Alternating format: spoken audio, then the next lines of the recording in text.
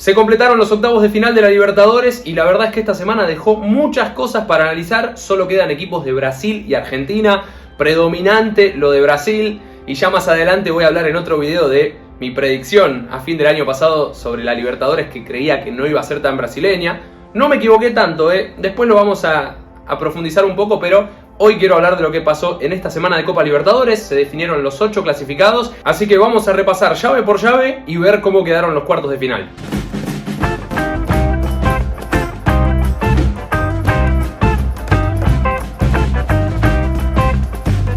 Y para comenzar les recuerdo que antes de cada instancia de Copa Libertadores realizamos una predicción en este canal. En este caso pegamos 5 de los 8 clasificados. En mi pronóstico también eran todos de Argentina y Brasil, pero tuve algunos errores que ya vamos a estar repasando. Igualmente, a nivel general podemos decir algunas cosas de esta Copa Libertadores, porque si bien siguen dominando argentinos y brasileños, es la primera vez que en cuartos de final solo hay equipos de esos dos países, y además hay varios de los clasificados que no son usualmente protagonistas de la Copa Libertadores en estas instancias. Así que vamos a repasar llave por llave. Se viene una copa distinta para mí, rara, porque más allá de Palmeiras, Atlético Mineiro y Flamengo, que son los que siempre están, hay varias sorpresas y varios que quieren dar el golpe en esta Libertadores 2022. Y empezamos con el duelo entre Atlético Paranaense y Libertad, dos equipos que habían compartido grupo. Partido de ida fue victoria de Atlético Paranaense por 2-1 y en la vuelta igualaron 1-1. Empate sobre el final para Atlético Paranaense en una pelota parada, después de un partido en el que Libertad se había puesto en ventaja con un golazo de Roque Santa Cruz. Si no lo vieron, vayan a verlo porque tiene 40 años y fue un gol de un pibe de 17 años, así que una locura, pero lamentablemente no le alcanzó para nada. Íbamos derechito a los penales. Libertad, tal vez de los que no eran argentinos ni brasileños, era el que tenía la mayor esperanza porque definía de local, porque su rival no era tan fuerte como otros brasileños, pero se terminó quedando con las manos vacías. En esta llave tenemos a uno de los equipos que no salió campeón de América, de los que quedan en la Copa Libertadores. Hablamos de Atlético Paranaense, que viene de ganar la Sudamericana el año pasado. En 2018 también le había ganado, recordemos 2019 y 2020 quedó afuera con Boca y River. Entonces, últimos años buenos de Atlético Paranaense en el continente. ¿Y por qué no dar el salto, no? ¿Por qué no protagonizar a fondo esta Copa Libertadores? Y el rival de Atlético Paranaense será Estudiantes de La Plata, que ganó, gustó y goleó contra Fortaleza como local después del empate 1-1 en el Nordeste.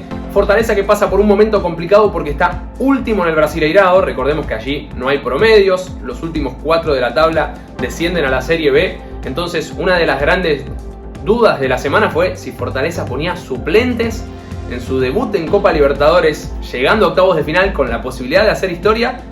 Se planteó que quizás el equipo brasileño ponía suplentes para priorizar el campeonato local. Tengamos en cuenta que todavía falta más de una rueda. Vamos por la fecha 15 del Brasileirao, son 38. Todavía tiene tiempo de sobra Fortaleza para remontar, pero la Libertadores no tenía cómo postergarla. Entonces salió con lo mejor Fortaleza. De todos modos, Estudiantes fue totalmente superior. Convirtió un gol y luego la expulsión de Yago Pikachu lo ayudó a sentirse más cómodo en el campo de juego. Llegó el segundo gol anulado por una posición adelantada. Y después sí, Estudiantes metió el segundo, el tercero. Se lució como en todos los partidos de local. Ojo que Estudiantes es uno de los mejores locales de esta Copa Libertadores. Y ahora se viene un duelo contra Atlético Paranaense que a mi gusto va a ser muy parejo. Y ya les voy adelantando que para mí los 4 duelos de cuartos de final en esta Libertadores son muy parejos. Obviamente el del campeón Palmeiras con Atlético Mineiro, que ya lo vamos a mencionar, es el de más nivel. Pero todos, mirando partido por partido, son muy parejos, así que bastante impredecible se viene esta Copa Libertadores. Aprovecho para comentarles que las estadísticas que están viendo son de la aplicación de OneFootball, que además de estadísticas pueden encontrar noticias, elegir equipos y ligas favoritas para seguir las novedades del día a día de todo lo que pasa en este deporte. La pueden descargar de forma gratuita con el link que les dejo en la descripción. Les dejo la invitación y es una buena alternativa para estar informados con lo que pasa en el fútbol de todo el mundo. Bueno, del duelo entre Palmeiras y Cerro Porteño, tal vez es el que menos análisis futbolístico nos pueda brindar porque Palmeiras había ganado por 3 goles como visitante, la serie ya estaba prácticamente cerrada y el Verdao, vigente bicampeón, se encargó de demostrarlo. 5-0, tremenda goleada contra el Ciclón de Barrio Obrero en el Allianz Parque y ahora va a enfrentar a Atlético Mineiro en los cuartos. Realmente actuación brillante del equipo de Abel Ferreira que ya no nos sorprende y de hecho, como se juegan varios partidos a la vez, creo que muchos habremos dejado en segundo plano al Palmeiras Cerro Porteño. Si no me equivoco, estaban jugando Colón y Talleres, una serie muy pareja en ese mismo momento. También había fútbol en Copa Sudamericana y cuando ya está la serie resuelta uno va a la que se está por definir y sobre todo a la que puede ir a los penales. Pero el quinto fue un golazo de Ronnie, de chilena, como le decimos en Argentina, chalaca, baiki, le dicen en Brasil también. Golazo de Ronnie. Y Palmeiras, que sigue en su senda victoriosa, que es tremenda. Ganó todos los partidos de esta Copa Libertadores, se encamina rumbo al tricampeonato consecutivo y a la cuarta Copa Libertadores en su historia. Realmente no recuerdo en los últimos años un equipo tan fuerte y por un periodo tan largo, porque River, Flamengo, mismo Gremio han sido equipos que se mantuvieron peleando en lo más alto, pero Palmeiras hace 3 años que es el mejor indiscutido del continente. Y Atlético Mineiro también se metió en los cuartos de final, tuvo que sufrir, y Emelec me queda ese sabor agridulce, porque hizo un gran trabajo, se le plantó de igual a igual a uno de los más fuertes de la Copa Libertadores. Con igual a igual me refiero a que cada uno con sus armas, pero hasta lo último no se definió la serie. Y me queda el sabor agridulce porque no nos vamos a acordar de este Emelec, un equipo que queda fuera en octavos de final. Su trabajo va a quedar probablemente en el olvido. Seguro los hinchas de Emelec sí van a recordar a este equipo como uno que luchó muy dignamente en la Copa Libertadores, pero se lo terminó llevando el Galo, con un gol de penal de Hulk, que en la ida había fallado en ese duelo. Pedro Ortiz, el arquero de Emelec, le había tapado un penal sobre la hora. Bueno, en Belo Horizonte ganó el delantero y goleador, y por eso Atlético Mineiro se mete en el partido de los cuartos de final. Enfrentará a Palmeiras, duelo repetido de la semifinal pasada, y un seguidor de la Gloria de América en Instagram me comentaba, hincha de Atlético Mineiro: el año pasado nosotros estábamos mucho mejor y ganó Palmeiras, dijo, y este año va a pasar al revés. Y en realidad hasta la premisa es cierta, ¿no? Hay que ver si se cumple lo que él desea, porque Palmeiras a priori es el candidato en esta llave. El año pasado lo era Atlético Mineiro. Recuerden que fueron dos partidos muy parejos en esa serie de semifinales. Empataron los dos y Palmeiras ganó por gol de visitante. Este año en ese caso iríamos a penales, ya la regla del gol de visitante no existe, pero veremos cómo se plantea. Siempre los duelos de compatriotas son especiales y tanto Atlético Mineiro como Palmeiras tienen muchísima jerarquía. Esta vez se va a definir en tierras paulistas, en la cancha de Palmeiras. El año pasado se cerró en Belo Horizonte. Son cositas que pueden ir cambiando o modificando el desarrollo de la serie, pero a mi gusto será la gran serie de cuartos de final y, por qué no, una final adelantada de esta Copa Libertadores. Todo lo bueno que había hecho Deportes Tolima en esa fase de grupos, la victoria en el Mineirao, la digna presentación contra Flamengo en Ibagué en los octavos de final, quedó en el olvido. Flamengo lo goleó 7-1 en el Maracaná, lo pasó por arriba. Póker de Pedro, 4 tantos para el atacante del Fla, y obviamente el rubronegro a los cuartos de final, candidatazo al título, al igual que el año pasado. Tranquilamente podemos tener la final de 2021 entre Palmeiras y Flamengo, porque a priori son los más fuertes de cada lado del cuadro, y esta vez Flamengo lo pasó por encima al conjunto colombiano, que me parece que con este último pasito terminó ensuciando una campaña muy digna y muy buena para el fútbol colombiano, que estuvo a la altura de grandes del continente como Atlético Mineiro, equipos revelación en los últimos años como Independiente del Valle, que ahora protagoniza la Sudamericana. Deportes Tolima hizo una excelente fase de grupos, le tocó un candidatazo en octavos y hasta acá llegó. Al igual que con Palmeiras y Cerro Porteño, me pasó que este partido lo dejé de lado porque se estaba definiendo River con Vélez en la Copa Libertadores en ese mismo horario. También teníamos fútbol en Sudamericana, el Santos Táchira que terminó por penales y Melgar contra Deportivo Cali.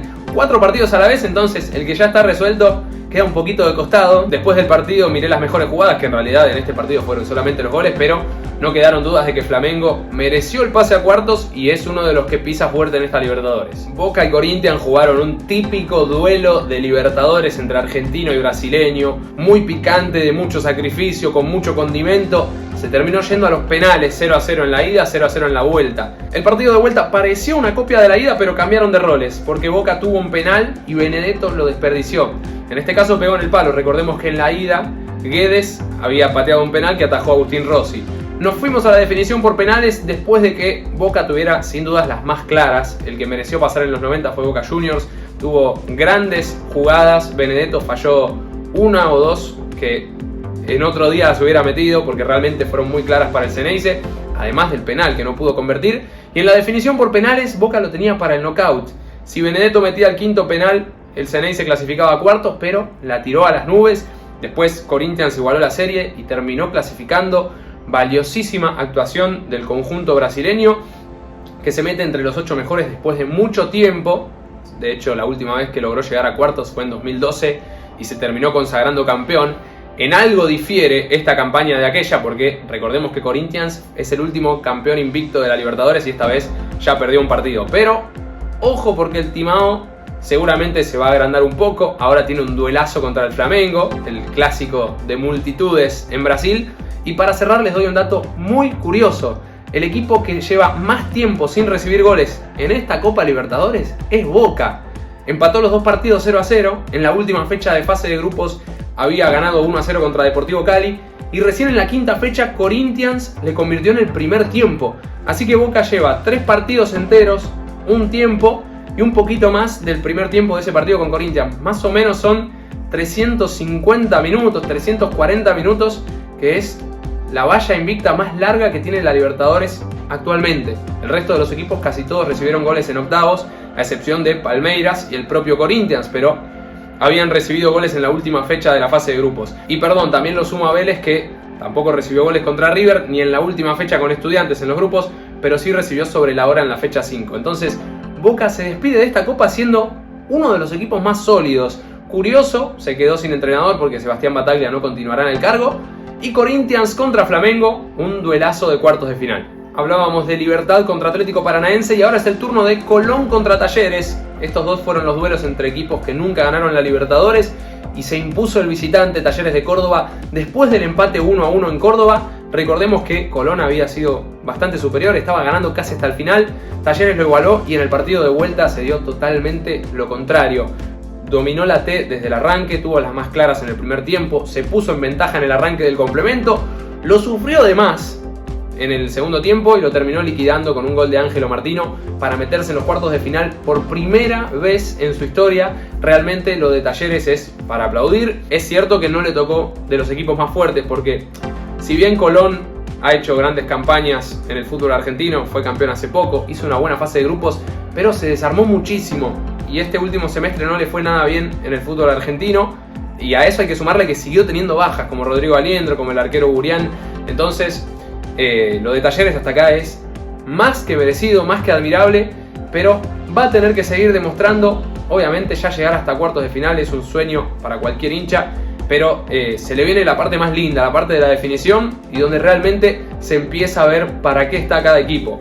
A favor de Talleres hay que mencionar que cuando le tocó jugar contra Flamengo en la fase de grupos lo hizo muy bien. Recordemos que en Argentina empataron 2-2 y ese fue el único partido que Flamengo no ganó en esta Copa Libertadores. Así que, si bien Talleres está de a poquito creciendo, cuando tuvo que demostrar, lo hizo. Y cerramos con el que para mí fue el gran batacazo de la semana y también el partido con mayor polémica, al menos en la prensa argentina. Del que más se habló fue del River Vélez en el Monumental.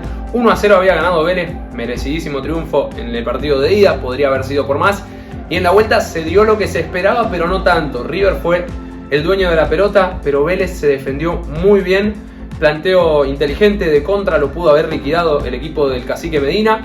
Y River se puso en ventaja con ese gol, faltando 10 minutos, si no me equivoco, de Matías Suárez, anulado a instancias del VAR por una mano que el árbitro, cuando fue a mirar la pantalla, no detectó. Acá hay que interpretar bien el reglamento.